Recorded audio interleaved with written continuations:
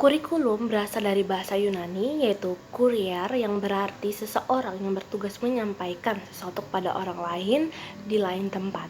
Secara terminologi, kurikulum dalam dunia pendidikan yaitu sejumlah pengetahuan atau kemampuan yang harus ditempuh atau diselesaikan siswa gunanya untuk mencapai tingkatan tertentu secara formal dan dapat dipertanggungjawabkan. Menurut Dr. Nahan Hajinana Sujana tahun 2005, kurikulum merupakan niat dan harapan yang dituangkan ke dalam bentuk rencana maupun program pendidikan yang dilaksanakan oleh para pendidik di sekolah. Kurikulum sebagai niat dan rencana, sedangkan pelaksanaannya adalah proses belajar mengajar.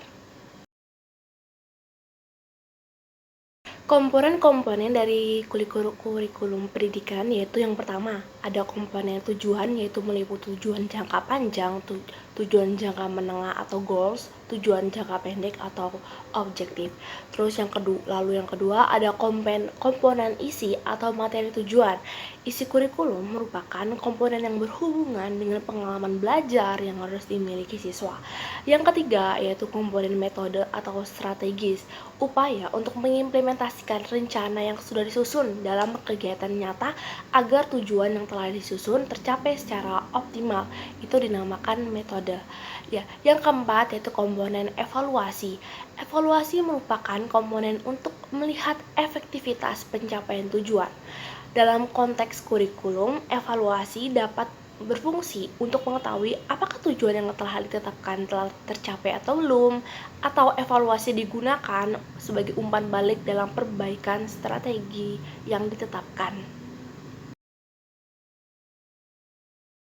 Terdapat 5 prinsip kurikulum. Yang pertama, prinsip relevansi, yang kedua, prinsip fleksibilitas, yang ketiga, prinsip kontinuitas, yang keempat, efektivitas, dan yang terakhir ada efisiensi.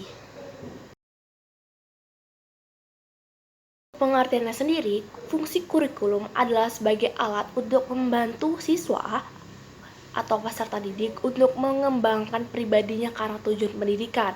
Nah, fungsi dapat diartikan secara variatif sesuai dengan bidangnya yang memakai istilah. Ada fungsi untuk penyelenggara, ada fungsi integritas. Di dalamnya tuh menjadi alat yang akan membentuk pribadi-pribadi siswa yang utuh dan berintegrasi di masyarakat melalui dunia pendidikan. Yang kedua, ada fungsi diferensiasi yaitu kurikulum sebagai alat pendidikan yang memperhatikan setiap pelayanan kepada peserta didiknya. Sebab setiap peserta didik memiliki perbedaan antar satu sama lain, terlibat atau terkait.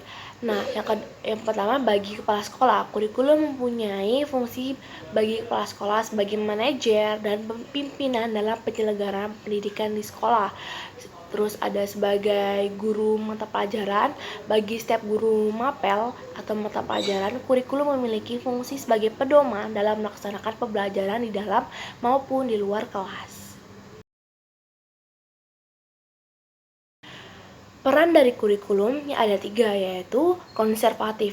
Kurikulum ini bertujuan untuk mempertahankan warisan budaya. Yang kedua, kritis dan evaluatif. Kurikulum ini menekankan aspek kreatif dan responsif terhadap perubahan. Dan yang ketiga, aktif. Kurikulum ini berusaha menyesuaikan warisan nilai budaya dengan konteks saat ini. Macam kurikulum ini ditinjau berdasarkan konsep dan pelaksanaannya. Ada beberapa istilah kurikulum. Yang pertama, kurikulum ideal, yang kedua, kurikulum aktual, yang ketiga, kurikulum tersembunyi atau hidden kurikulum. Terus ditinjau berdasarkan struktur dan materi mata pelajaran yang diajarkan, yaitu ada kurikulum terpisah-pisah, separated curriculum, yang kedua, kurikulum terpadu, integrated curriculum, yang ketiga, kurikulum terkolerasi atau correlated curriculum.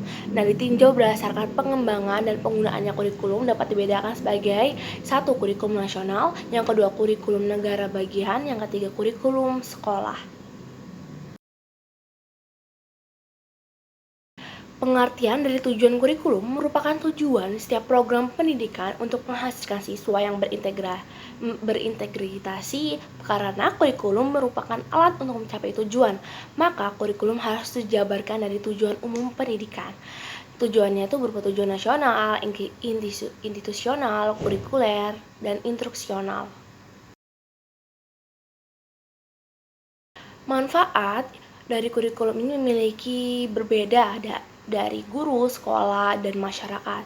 Bagi guru, kurikulum dapat menjadi pedoman untuk merancang, melaksanakan, dan mengevaluasi hasil kegiatan pembelajaran, memberikan pemahaman dalam menjalankan tugas, mendorong untuk lebih kreatif dalam penyelenggaraan program pendidikan, dan membantu dalam menunjang pengajaran supaya lebih baik. Bagi sekolah, kurikulum dapat mendorong sekolah untuk menyukseskan penyelenggaraan pendidikan KTSP, memberikan peluang bagi sekolah, plus untuk mengembangkan kurikulum yang sesuai kebutuhan dan sebagai alat untuk mencapai tujuan. Bagi masyarakat, kurikulum dapat menjadi acuan standar bagi orang tua untuk ikut serta dalam membimbing anaknya dalam belajar, dan masyarakat dapat ikut berpartisipasi dalam rangka mengembangkan program pendidikan melalui kritik dan saran yang membangun, yang menyempurnakan program pendidikan.